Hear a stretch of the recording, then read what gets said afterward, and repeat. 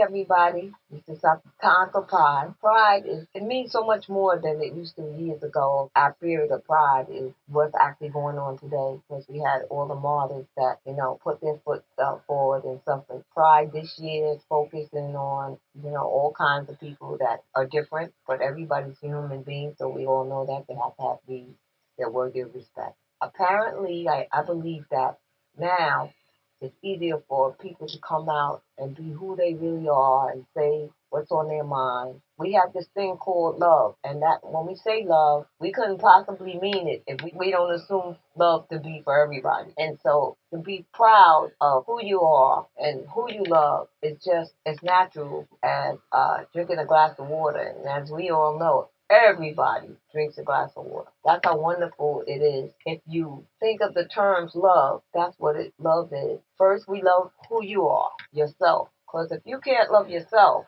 it'll be difficult for you to understand what love is. But loving yourself makes this whole idea and concept of having a partner, a husband or a wife to share love, to be committed to, or just having fun, just having different relationships to go out and dance and have a good time, whatever it is. We have the leagues now that are actually open to the idea that people can love whoever they want to, which is wonderful. With these change of thoughts now, within the last few years, and we're always going to have the negative. We're always going to have the people that think they know everything, the people that want you to do what they say, that want human beings to be slaves and not be who they are and happy. You know what I mean? People have to be happy. And as far as I'm concerned, listen, being proudful, being loving, being able to have a voice, being able to make that connection with this universe, with this world, to just include everybody. It's just amazing. So this year, there was a lot of proudful and prideful events already taking place and took place in Queens. There's going to be some coming up in Brooklyn and the Bronx, and actually all the boroughs and all the states now. Actually, it's becoming so popular and it's long overdue that practically every state has some type of ceremony or party or dance, whatever you want to call it, for Pride. And in that, there's also situated a lot of different type of events where everybody can participate. It's being televised just like any other group, and so it's wonderful. We know that we love people, and to me, honestly, it doesn't matter if the woman wants to love a woman or the woman wants to love a man. They need that same type of respect in order. And parents, this day and age, don't have to be fearful of, oh, my child is different and I'm really worried about them in school. I want to make them hide their identity. I want them to suppress who they are. Parents see that's not called for because the world is changing. Whether people like it or not, the world is going to change. The world is constantly changing. That's the one thing that we do know about this universe. And when you say pride, that does not mean that people in this world, in this human relationship, that people don't love, like the men, that they don't love the girls or the women. They just have relationships in a marriage with their partner. That doesn't mean that they don't love their other children or other family members. It's the same relationship. The family is even closer when the family can be open and honest about who they really are, because they know that they were raised with the family members, and whatever they want to do is just perfect. So I want to say that's going to be the changes I saw years ago, with my experience, even as a child, I saw years ago men that dressed like women, and this was I was young, but to be honest with you, I didn't even know that, what it was or anything, because people just put on their clothes or and at the age, at a young age, we recognize things as costumes, but they're still called costumes even when you become an adult. So when you have people that, I saw a lot of individuals that would I said that you would say cross dress or whatever, and it goes on all the time on the screen and acting and stuff like that. And you have all of these very talented, creative individuals, but their sexuality is their own personal business anyway. So there's nothing wrong with sharing it, but it's also nothing wrong if they don't want to share it. That's fine too. The thing is, we shouldn't have to be nosy and we shouldn't have to put things on people like that. So if a person wants to share, wants to talk, fine. If they don't want to talk, that's fine too. Because that's what makes the world go around. You know, people are different. Each and every single one of us has our own unique style and way, you know. So if you're comfortable, flaunt it. Do it. If you're wild, be wild. But always, just one thing, always be respectful of other people. And you know, like they always say, if we give respect, we'll receive it, and vice versa. And if we feel we're cornered and we're not getting respect, then we should make a note of that and make it our business not to be involved or not to do that anymore, not to associate with that anymore. But other than that, having fun, being flamboyant, dancing, whatever it is that we do or we love to do it, make it count, be the best at it, you know. I'm the one that loves to have people around me, so, and I love going different places and traveling and being around, you know, people with that are different. I like that. So, I mean, that's who I am. I embrace that. I like different types of music. I love music, period. But I have my favorite types, but I enjoy all music. And that's how like Pride is. You could think of Pride in a sense, it's like music. It could be over the top to where you can't help but just to dance and just be delighted with the sounds of the beat, you know what I mean? And just that whole thing, fashion and looking nice and dressing nice. Or even if I don't feel like that, that's fine too. I'm the type of person that I don't care. If you're happy, now of course I'm not telling you to go to an elegant affair and not dress, but just be who you are. Go down to the park, the village, or wherever you go, to L.A. or San Francisco, in comfort. Whatever comforts your zone. If you're a beach person, listen, you can go topless if you want. It don't bother me. You can go to the new beach if you want to. That's how wonderful this world is. There's things for everybody, but just know that people are here to stay. They're not a poison. We're good people. All people are the same. We all live our lives. We all try to do our best. Just keep your eyes open and listen up, because there's going to be a lot of prideful events that are going to pop up, particularly this week and in the next week or two. Some already have come and gone, but pride is something that it's here all of the time, every single day, 365 days in a year. Because if my spirit and I am a proud and prideful person, then each and every day I bring that to the surface to you. I bring a loving heart. I bring these beautiful colors, which I always love red, my favorite color, orange, yellow, green, purple. All of these wild colors that are just brighten up your day. But then all colors. I love gold. I love the colors that's not even here. I love all colors. But if I like to eat strawberries, let me like to eat strawberries. That shouldn't concern anybody. If you like cherries, I respect that. If you like mangoes, if you like pineapple or coconut, whatever you like, that shouldn't concern anybody. And certainly words, if I identify myself as gay, that shouldn't concern anybody. If I should identify myself as whatever, trans or whatever, I mean, that shouldn't concern anybody. I mean, because it's me. Free mind, free will. Human beings. We have that. We're going to have the celebration of emancipation coming up on Monday. And let's not make the world ugly. The world is beautiful. Let's not control people. Let people live their lives, be happy, contribute, make their contributions to this world. And each day is a new day for everybody. It's not going to just be for a white person or a black person or a Chinese person or whoever. It's going to be for everybody. The day's going to come out and it's for everybody. And that day, we're going to see the peacocks with all the different feathers. We're going to see pigs. We're going to see deer. We're going to see lions. We're going to see tigers. And it's just the way of things. This is the way of things. And this has always been the way of things. If we go way back into our history, there's been places where, perfect example of it, when we saw the Woman King. You know what I mean? That's a perfect example of true, where there were all women places, where women all by themselves. And you also have all male places where males were all by themselves. And that's just the way it is. So don't worry about it. For me, I don't even worry about it, because for me, I'm so comfortable with myself and so comfortable feeling that and knowing that it's only right that people should be able to do whatever they want to do. They're not breaking the law. It's not against the law. We shouldn't feel threatened that other people have other different kinds of needs or wants. Nor should we feel threatened that some people eat strawberries and some people eat blueberries. I mean, it's just ridiculous. If we think about it, The whole source of this racism and these prejudices are all foolishness. It doesn't make sense. When what we should be doing is loving one another and respecting one another and holding hands, because this is everybody's world. Everybody should be able to contribute what they need, what they feel they need to contribute, and throw up that arm for the power.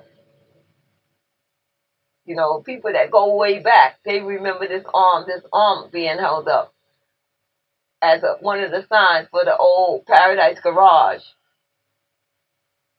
And yesterday at the Lincoln Center, they brought the life back of a Sylvester, who was very unique.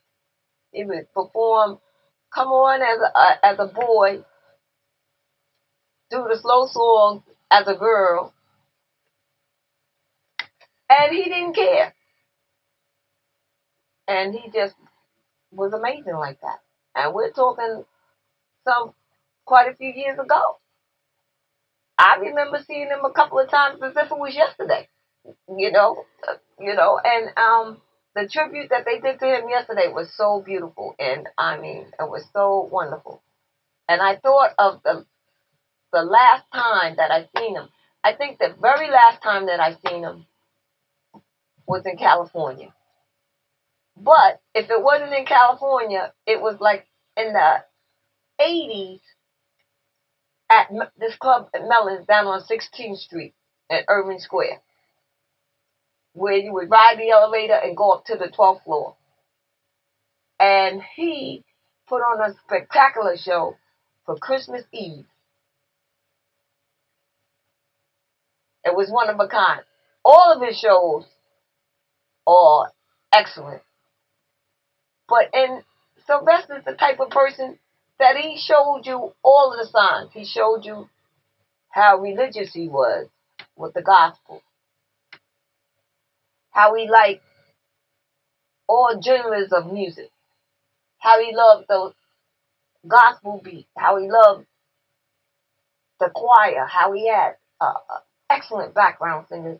He brought the 2 Tons of Fun with him a few times and always introduced them as his family. You know, everybody that was a part of that musical underground technique that was going on then, everybody in the place gave love and members. It was like a big family function, which was one of the reasons why he probably selected that. There were certain places in California was not like that too. California's a little stricter. They really didn't like to have too many women coming around uh, for whatever their reasons. But now, through the years, they've become much better with that. But New York, that house music and that jungle beat, you know, I'm almost certain that the DJ at that time was Rick Richardson, um, because he put some spins on "Sell My Soul" and "I Need You," like just unbelievable. And in that, Sylvester was an artist, but he would gather everything up and usually end with "You Are My Friend." That's very powerful and very significant. If you think about it, that we used to be up on the 12th floor, used to come up to the 12th floor. And of course, we had security and things like that. But you know what? I can't even remember ever, out of all the times going to Mellon, that there was ever a fight or any kind of ruckus or anything like that. You could dance all night, and then they had this huge bed where people would really just dance and of course, they had fruit all night and ices and tangerines, plums, apples, bananas. I mean, stuff like that all night. And then to addition, a big thing of punch, different punch and water and or the early morning individuals, coffee, tea. You know what I mean? And this was on a regular. But Sylvester just required love, and he just took authority of who he was in his space. And I tell you, I'm mindful when I think about it. He may already have even been sick, even, but you would know it, and he didn't show it. And you know, Christmas Eve of places, to be out partying and socializing. That's a young people. I mean, that shows a sign of happiness and youth, being able to go out Christmas Eve and come back in. And we all still got our families and everything, toys and stuff like that for the kids and stuff like that, laid out, and family and stuff like that. But I can tell you, he was somebody, one of the first people that I really missed. And with him at that time, I mean, I didn't know anybody that was on the scene with being proud and being gay and being whatever they were, uh, not there, because he put on shows that were just, I had a lot of it on pictures. Back then we didn't have the cell phones, but I don't know what happened to a lot of my pictures. Through the years and everything, and running around with the, and I just lost it. But I really wish I could find some now. I thought about that yesterday when I was down at the Lincoln Center, and the singers was, and you could see even today, and Sylvester's been going a long time. You know, I remember the last day that when they closed Mellon's down. Well, I know that me and all my friends were brokenhearted. Listen, and to this day, there was no other place like Mellon's. And the two places that were in California that, to this day, there wasn't no place like that. But the only thing about California is they had the big pools and the house, but they were going to always use the beach. There was two beaches and the beach parties. But in New York, it's open, but not quite as open, and you have to be careful. So people were forced to just meet, walk from the, you wouldn't find much parking down there, uh, unless you left extremely early. But the park and everything else, I mean, the wild things, I won't even say. I'll tell you the wild things that used to be done, but nothing illegal, you know what I mean? Nothing that, would harm anybody, you know what I mean? Um, and then this horrible thing came around, you know, called AIDS. Still horrible, but now look how far we have come. I wish we would have had it back then, you know what I mean? Because a lot of people, you know, those good people, those talented people, and I would do anything to hear them say, "Oh, I think I'm pregnant," you know. And I know, and I would just laugh, you know. And they were serious, but I would just laugh because it's the way things were. Things were easy then. We were living our lives, but we weren't afraid.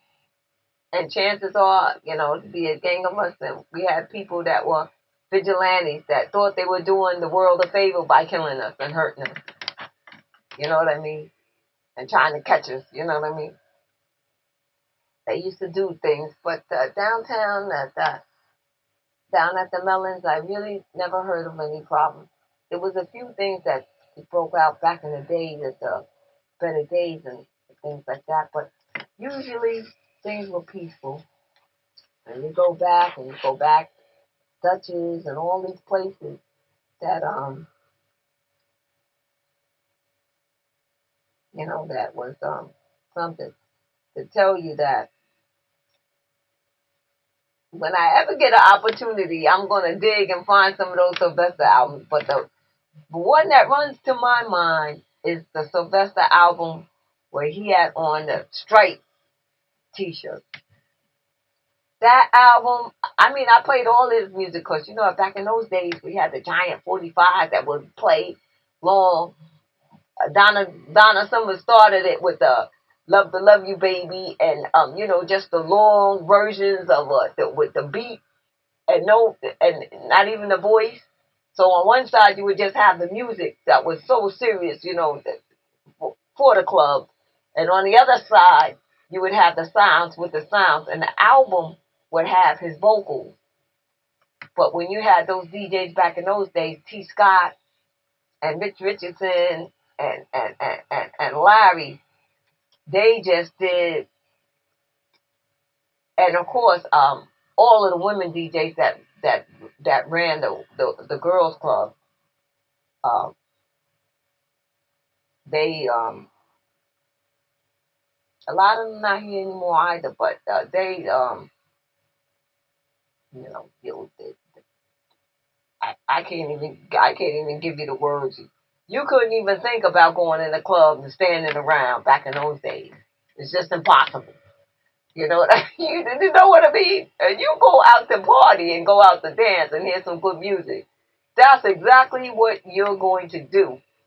Because the speakers now, of course, now we have all the little tiny modern speakers, but we had the speakers that you could climb up on and sit up on. In fact, I used to do that up at Mellon's like years ago. But a lot of people thought things were things, but we were addicted to the music. The music was so good that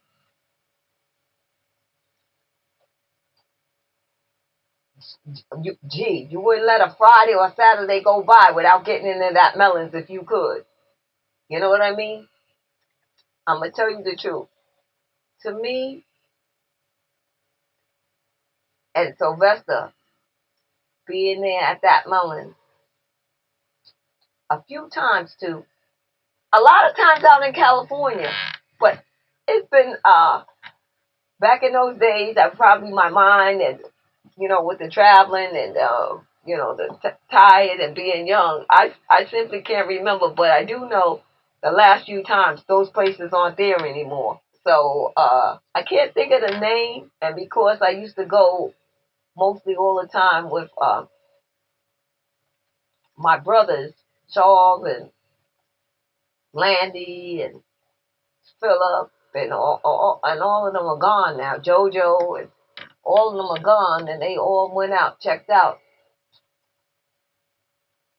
But Sylvester checked out. That was really painful. But I only salute him because he had a beautiful contribution to his beautiful works and his songs that he made in his existence. We'll never forget him. Honestly, I did know about it, but I didn't have. I'm so busy. I didn't have enough time to toss the group around. But now we're going over 40 something years now, so you did this. Not as difficult. A lot of us are retired, but it's not as easy to just get out, especially at 7 o'clock, because back in those days, the Melons didn't open until 12 o'clock. Between 12 and 12:30 or 12 and 1, the line be all the way around the corner. You know what I mean? And the show would be the 3 or 4 in the morning, so you had plenty of time to rest. So I just want to thank you. I want to thank all of you out there. Happy Pride. Hands up. All you beautiful women, bless you. All the beautiful brothers, bless you. All the people that made changes to who they want to be, who they feel they are, bless you. We love you. And like I said, we're not going away. We're going to spread more joy and be happy. We're the happy people where the happy people go. Thank you all so much. And happy Pride. Please participate. Please love one another. Thanks for tuning in to this episode of The Real Self Talk with Sylvia Gina Hunt. Check out this brief slideshow that deals with pride taken from Sylvia Gina Hunt herself. Enjoy.